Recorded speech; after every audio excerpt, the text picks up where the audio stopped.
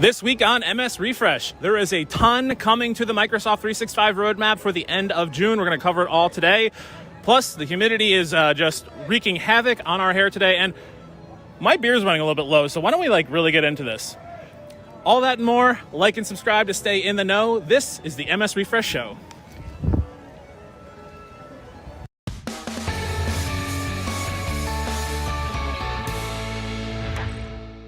Welcome to the MS Refresh Show. This is the episode 24 for the week of June 7th, coming to you live from a nondescript, Americanized Scandinavian country.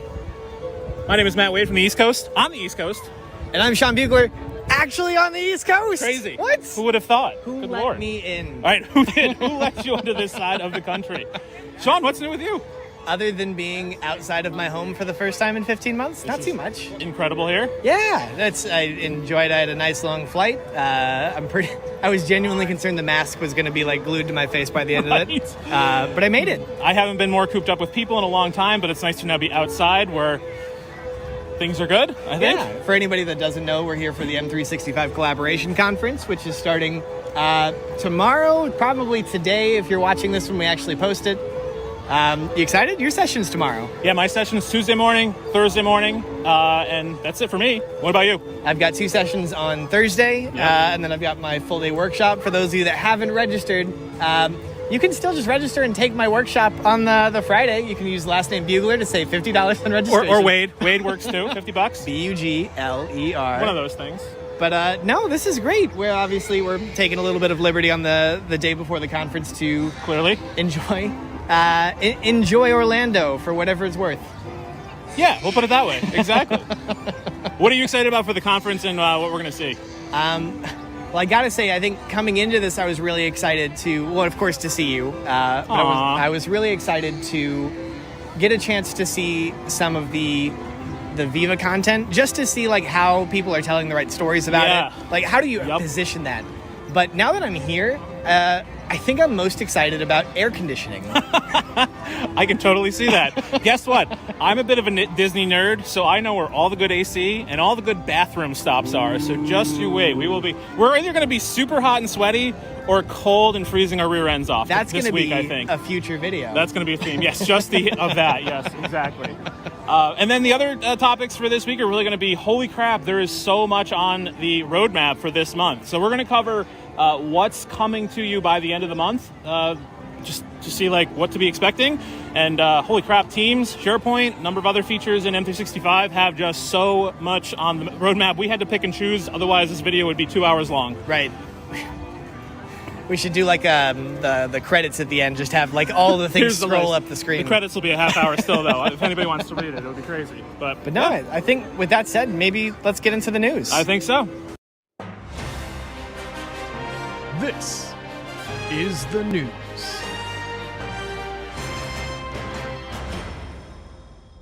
Coming to you live here at Microsoft 365 Collaboration Conference in Orlando, Florida. We're still right in the thick of it, and there's already been a lot of great presentations and even a few newsworthy moments.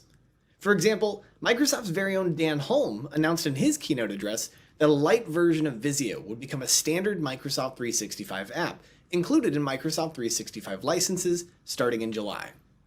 Taken from a supporting blog post published by Microsoft, quote, "This lightweight version of the web app will offer core Visio functionalities and allow business users to create, edit, and share professional diagrams," end quote. The Visio Plan 1 and Plan 2 apps will remain in the existing stable of offerings, presumably offering functionality that won't be made available in the base version. Hey Microsoft, I love this. Do project next. In celebration of what might be described as progress, with some of us being here in person, we've dedicated the remainder of this news segment to things you can expect to see arriving this month, according to the Microsoft 365 roadmap. Let's get into it. Coming in June, Teams is finally getting an in-app listing of attendees previously restricted to a downloadable CSV from the meeting recap. This is timely considering that webinars were recently marked as fully launched in Teams and will now display your Teams attendee report right within the context of Teams. Of course, you can still download the CSV from the meeting recap. A more concrete update for you, Teams meetings in the browser should now display 2x2 videos rather than just one video at a time, a nice improvement for when you have external people joining a meeting. As a bonus for our friends in government, since GCC tenants seem to implicitly follow the web standard, you may also see this in GCC, GCC High, and the DoD desktop app experiences. This one's interesting. Coming this month, Teams will begin to notify attendees in physical Teams-enabled conference rooms that the room is over capacity based on the recognition of the number of people in the room, based on a capacity defined for the room in exchange. A COVID-19 outcome, no doubt, but one that could be incredibly useful as organizations begin to explore what a return to the office might actually look like. Soon, you'll be able to take any message in a private chat or a channel conversation and add it to the Tasks app in Teams, which of course is powered by Microsoft To Do and Planner. Helpful when messages in a conversation become direct calls to action. And yet another area where Teams is steadily catching up to Outlook in terms of quality of life functionality. Having an ad hoc meeting in a Teams-enabled conference room? Right now, the ability to share content in those scenarios is less than ideal. By the end of the month, however, you should be able to connect your Windows or mobile device to the room to share your screen or specific content with everyone else much in the same way you're currently able to do during previously scheduled meetings. It's been a bit of a background concern while many of us have been locked away at home, but as the world begins to slowly creep back open, product teams are increasingly going to be challenged to refocus on mobile experiences for outside the home. For example, soon, the Microsoft Teams mobile app will be capable of saving files for offline access. According to the roadmap, quote, simply select the files you'll need access to and Teams will keep a downloaded version to use in your mobile app, end quote. Power Automate is getting a welcome cache of new Teams actions and at least one new trigger. For actions, you'll soon have access to creating Teams meetings, sending a message to a channel, getting an @mention token, creating a team, adding users to a team. And on the trigger side of things, users leaving a team will soon be available as well. I don't know about you, but that create a team might actually be useful for, homegrown Teams provisioning, no? If it feels like we've talked about this one before, that's because we have. Functionality to share an email to Teams from Outlook has been talked about forever, and is supposedly coming this month. Will it? We hope so. You'd love to see it. Speaking of things we've talked about before, Teams Intelligent Speaker, a feature available in Microsoft Teams enables rooms that can identify and differentiate the voices of up to 10 people talking in a room. This tech will really help with live captions and transcripts, and it's outright just cool when you think about it. Supposedly this one is also actually hitting tenants this month as well. We'll see. Out-of-the-box templates are coming to Teams approvals, including common ones like leave requests, expense reports, or overtime approvals. From early descriptions, it sounds a bit like the templates in Microsoft Lists, meaning you'll be able to use existing templates for inspiration or as a framework to build on top of for your own use cases. Markdown support is also coming for adaptive cards and approvals later this month. Start a slideshow in Teams from PowerPoint with one click in the PowerPoint app. Put simply, PowerPoint is picking up a cast button that will let you throw whatever presentation happens to be open into a Teams meeting. So no uploading, no hunting for the file, no need to share your screen. The feature is already rolling out for the web and Windows versions, with Mac OS slated to pick it up later this month. For once, Mac isn't the first one to get it. SharePoint Modern Pages are getting collapsible sections and section tabs. You'll have the ability to show page sections in an accordion view, collapsed or expanded by default, or as tabs.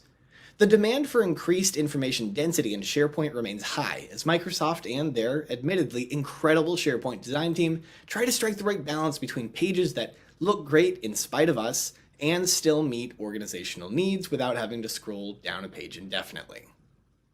Sticking with pages in SharePoint for just a moment longer, the SharePoint Events web part will soon support audience targeting, similar to other SharePoint experiences such as news and quick links and navigation, meaning you'll be able to specify which event items are surfaced for specific users based on things like group membership or Active Directory security groups.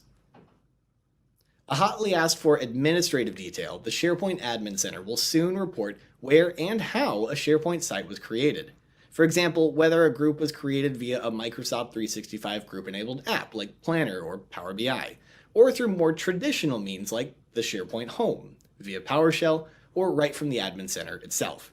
Particularly useful for those admins trying to get a handle on what surfaces serve as a popular launchpad for SharePoint. Comments and Microsoft lists will soon be getting @mentions, bringing lists into alignment with functionality we've come to expect from the Microsoft 365 ecosystem. Recipients will get an email notification with a link to the item in question, though there's no indication yet as to whether the option to assign those mentions as tasks will be available at launch, as they are with other common aspects like Word, PowerPoint, and Excel. That was the news.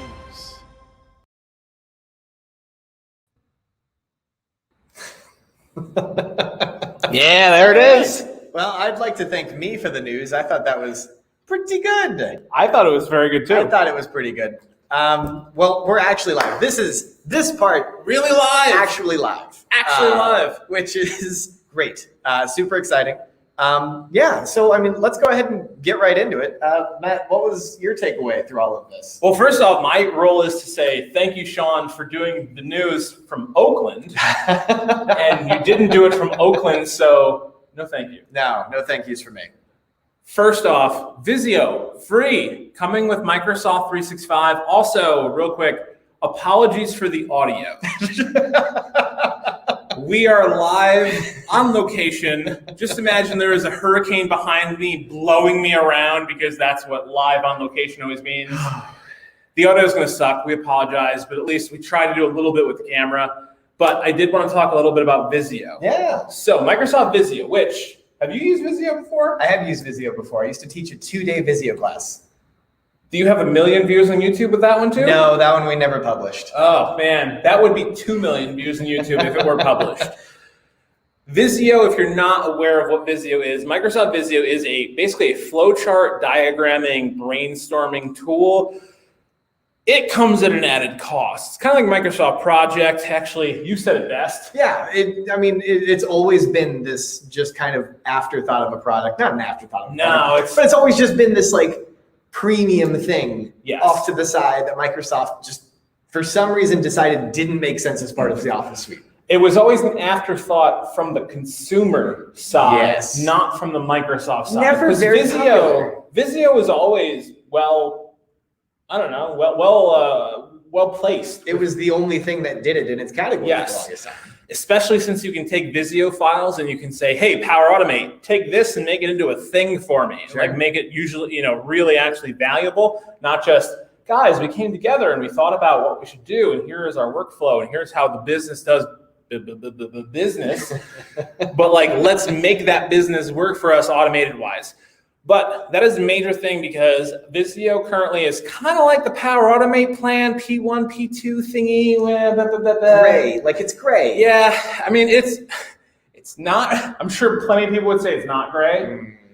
I don't know enough about it to say that it is or it isn't, but I'm sure somebody somewhere in the Microsoft field has said, no, I sat down for hours and I'm going to just take Sean Bugler and just, I can choke him in person now. It's great.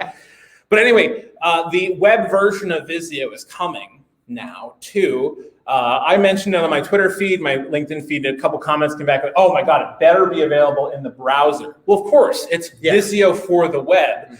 I was just saying, hub for work, all the marketing, stuff and all that kind of thing.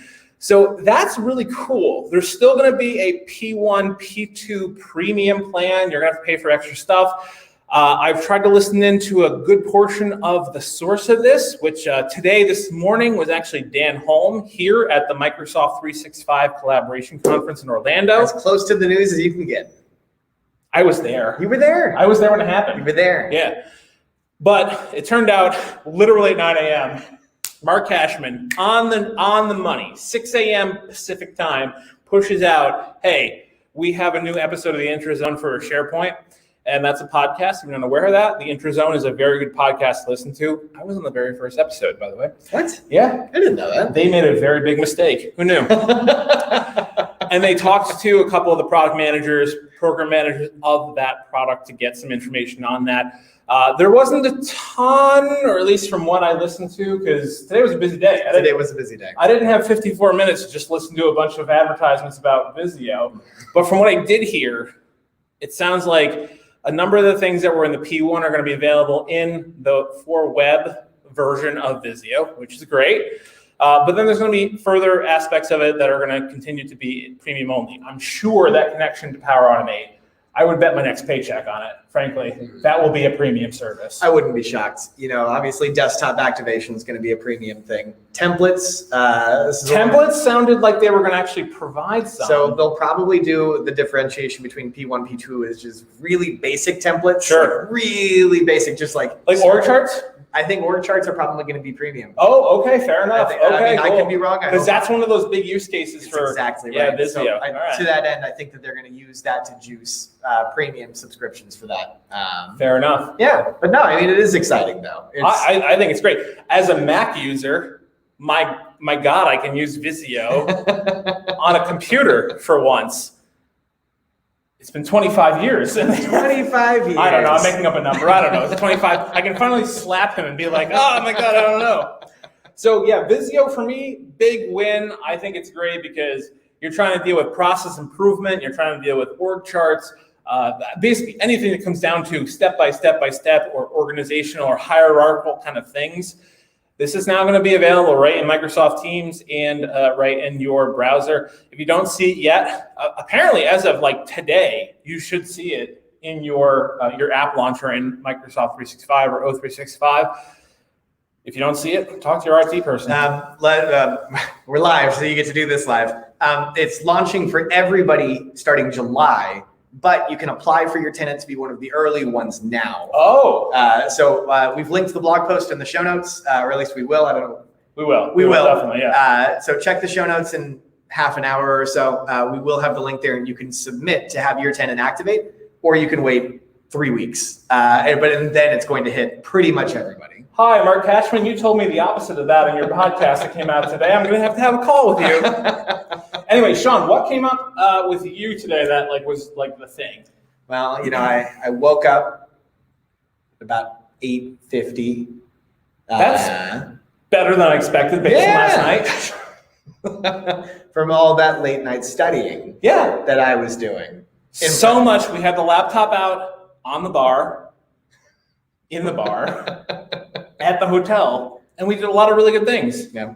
We legitimately though, I make a joke of that. We talked about a lot of really good in-person, safely and respectfully is so much better than I am so webinared out. I don't know about you, man. And I think that's exactly it. I think it's just, it's all within, it's balance. Yes. It's trying to find the right balance of it. Definitely. But the thing that caught my attention. I'm going to check the comments. Check the comments. Yes, you go on that. I'll throw in. I'm going to go ahead and take a center power stance here. The thing that I thought was really exciting was the new Teams actions that are coming into Power Automate.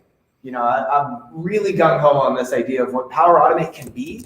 And one of the big things that I like about this idea of taking Power Automate and Teams and putting them together is that we can start to develop processes and flows and things that help bring organizational bureaucracy to life, which sounds bad, but it actually can help us design things that go beyond the bounds of what Microsoft makes available to us. So filling out a form, answering a couple of questions, and having all that information provision a Teams team with no oversight, or maybe kicking off an approval so that the right people can approve it and bring that to life. That's something that hasn't necessarily been possible or easily done without diving into APIs or diving into the Azure side of things. So this is great. I'm really excited about this idea of what Power Automate can do on the team side of things. And it only makes sense that they continue to surface these endpoints, so that you can start to do bigger things, adding people to teams intelligently, removing people, or taking, I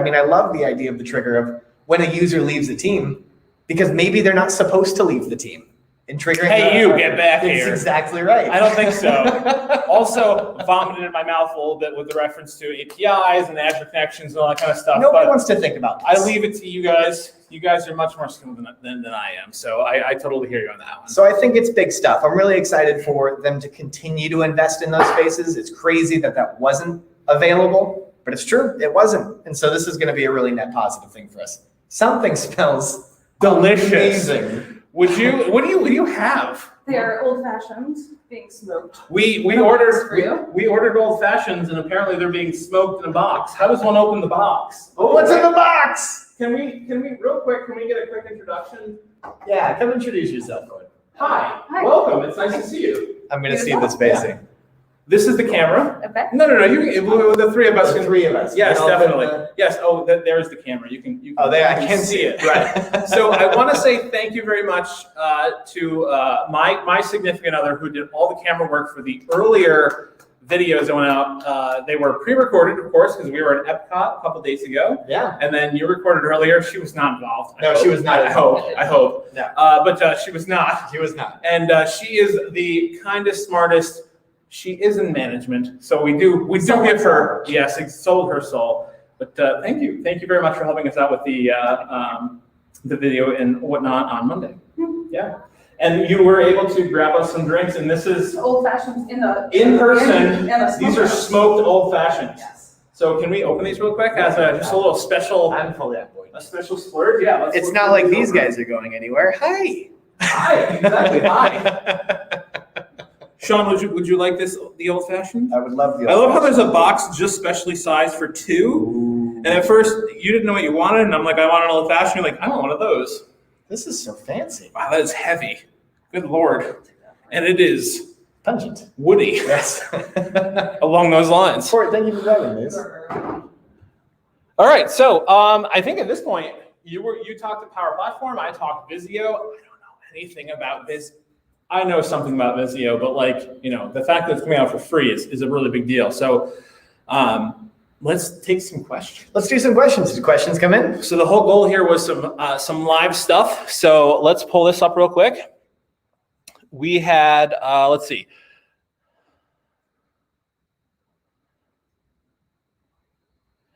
Let's see, let's show this one here. So Visio, good. Should it be okay if it is more than what you can do with PowerPoint or Project? That's a good question.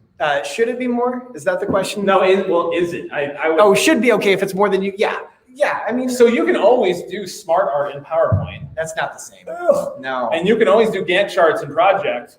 That takes some skill. Right. You gotta be. And that's exactly it. Visio has occupied a space that no other application up until This is delicious. 5 years ago, like Lucid Chart came into the space. But Oh, really? yeah, so I mean, there just really hasn't been there's never been something like Visio. It's robust. It is, it's very much the Excel of its own space in that sense. So, I mean, it makes sense that Microsoft would want more people to use it. It's always been a barrier that you've had to pay per user for that. So, I mean, I think this is a huge win because Expensive. And before that, the worst part about this, gang, because I've worked at organizations where this is the case, is, all right, you pony up for somebody to buy the Visio license, and then you have to deal with I'm sorry to whoever was responsible for dealing with this, the Visio viewer. You had to download specific software just to look at it because organizations weren't going to pay to license every user just to look at the stupid. Also, as a Mac user, that was, yeah. Right. And that changed a little bit when the Visio file format started to become supported on OneDrive and SharePoint. Right. Which is still also a relatively recent development. Well, that's going to be part of the big rollout here, which I remember Dan saying this morning, was that Visio is now just a file format. Yeah. It just is. It just is. You go to your O365 or M365 homepage, whatever you happen to call it these days, and hey, there's a Visio document. You open it up. Actually, somebody in the session asked the question, can you push this out as a file viewer type of file? And admittedly, nobody had the answer. However, Dan's like, that file viewer web part in SharePoint covers 300 plus files. If Visio isn't one of those, that's no, it 100% is. Admittedly, I didn't test it, but I'm assuming that it is because come on, of course it has to be. Yeah. But even the Visio team was like, tell Visio at Microsoft.com. By the way, if you have any feedback for Visio, I learned that this morning. That was my key takeaway. Tell Visio at Microsoft.com. I was really big fan of that one. Yeah. So why don't you check out? I'm going to go check the questions questions here. here. Let's see.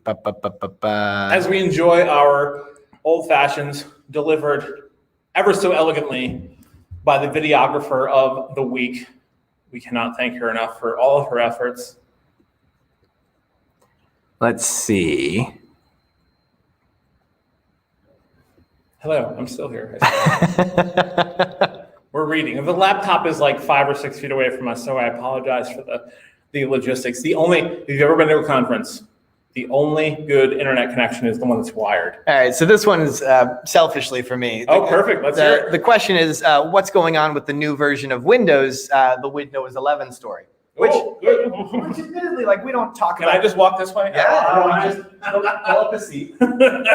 So, obviously we don't cover the Windows side of things all too often, but as Microsoft continues to, software as a service, everything in their universe, Windows included, it is increasingly going to come into our sphere. I mean, Power Automate for desktop is another great example of that.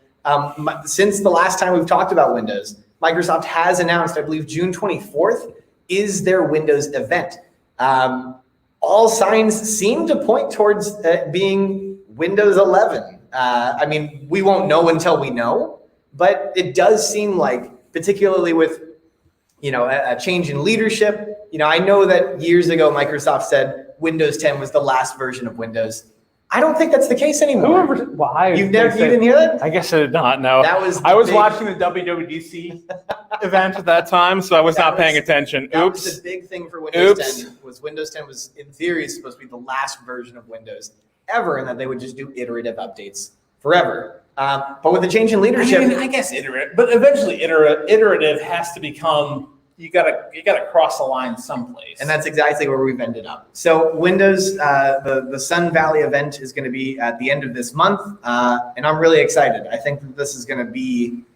They've already said it out loud that this is going to be the biggest overhaul of Windows in over 10 years. So, I mean, remains to be seen, but I think that there's some exciting stuff coming down the pipeline. All right, sounds good. Let's take one more comment real quick because we do have a good one here. So perhaps Visio Online could try to be more for project team members than just for project managers, merging with Planner, perhaps. What do you think about that? I mean, I'd love to see deeper integration across. I think that that's one of the things where, we haven't seen a lot of that innovation that's been happening in the bulk of Microsoft 365 in Visio, precisely because it's always been kind of this, outside this bubble thing. But we're starting to see investment in project. We're starting to see investment in Visio, all with an effort to bring them closer to the Microsoft 365 universe. Now, as for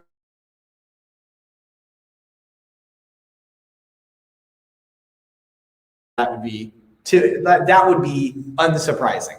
I mean, I'd love to see it. I mean, I think in your news segment, you said it best. Hey, project team, your move, right? And I think that it comes down to when I talk to the people that want to do project management work, Planner is great for everyday project management, which is I mean, this is a completely made up number, but 60% of the population can deal with Planner. Planner makes sense, right? To the everyday person, I just have to get stuff done. Right. Just do it. But then you have the PMPs and those folks who have, any sort of certification or qualification with project management in a formal sense, and you need that Gantt chart. Your Gantt chart ability in the Microsoft 365 sphere is still only project. Well, yes, definitely. 90% of people will say project, but you still have the task list in SharePoint. The old classic task list can still be synced down. Oh, do tell. Absolutely not. They haven't invested in that at all. They haven't invested in it, but it's there. No, that's like saying that no. Oof. So is the feed. Oof. So is the feed. So is the news. The news feed exists in some organizations. Name perhaps mine. That being said, it's there if you want to sync it, but you have to stick with the classic old school version of SharePoint to get that thing. The whole point of what I'm saying, I don't disagree with you, obviously, because we rarely disagree on this stuff because there's generally a way forward and we just kind of agree on that.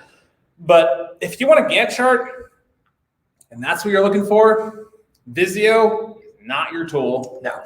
Planner is not your tool. To Do is not your tool. Microsoft Lists is not your tool. You may have heard an audible gasp in the background because the videographer of choice here is a very big To Do fan. She does not like to hear bad things about To Do. If only you could see right now the position she's in where she's just drinking her drink and like, you did not just say that. Sounds much to do about nothing. Yeah. Oh my God. Well done. That's what I want to do in my life. Cheers.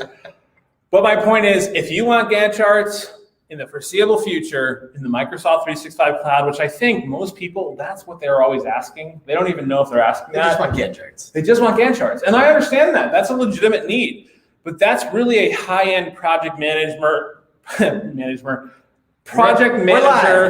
project management need that comes up when necessary.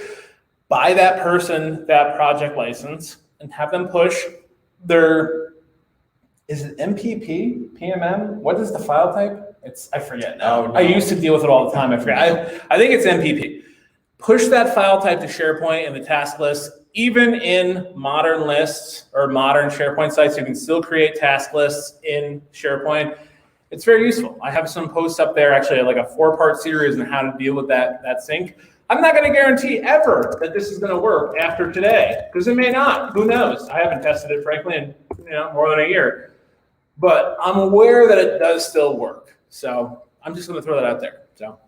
But it was a really good question, and I hope that there's some kernel of that we see in the future. Basically, the takeaway there is, if you want some Gantt charts, which a lot of people, when they ask questions like what was just asked, and I'm not trying to belittle anything that was asked, but basically a lot of people are basically asking in a way or a different way, where are my Gantt charts? Where are my Gantt charts? If you want a Gantt chart, you want Microsoft Project, you're going to open up your wallet for it. But when it comes to the viewing aspect, the fact that you can sync that it's an MPP. It's an MPP So file. confident. You will push that to SharePoint. You will see it in a task list. People can see it. You can even sync it back and forth. That's even more complex. That's fine if you want to. If you don't want to, don't worry about it. But at least you can show it without having to push. The worst thing about MPP files is the PDF. The PDF is the worst part of the MPP file, because you always have to export the MPP file to a PDF so everybody else can read it. It's the worst thing in the world. Trust me, I've been a project manager in my life. Anyway, what else is new, man? It's nice to see you. It's good to be here. Yeah. It's been a long 15 months, and if nothing else, it's been a good reminder of how lukewarm I am on people in general. And what do you think of the conference so far? I think the conference has been great. There were a lot of open questions around what a hybrid conference was going to look like, and I think that to some degree we were learning a lot in this. And did we get it all perfect? I think that they did a great job. Yeah, I think so. And I think that all told, this is in many ways the future, and I think we're starting to see test the boundaries of what we're supposed to do next. So I wouldn't be shocked to see some version of this, maybe not necessarily for Vegas, but I would not be shocked to see next year be kind of the modernization, the polishing of the hybrid conference experience. Definitely. And I'm from the U.S. Northeast, and you're from Tucson. No. God, I hate when you say that. You're from Siri. Even thought you said Siri. You're the worst. No, I'm from the Bay Area.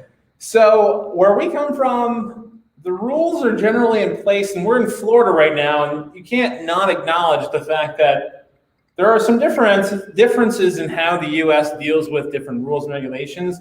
That being said, I have felt safe. I have felt that I make the decision for my own personal responsibility, my own personal safety. Yeah. The fact that I am this close to him is my own personal choice. Right.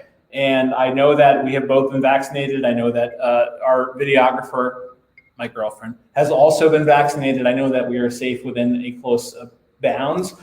And nobody has forced me to be in a position that I didn't feel uncomfortable. No. And if I did, not that I have, but if I did, I can walk away. Yeah.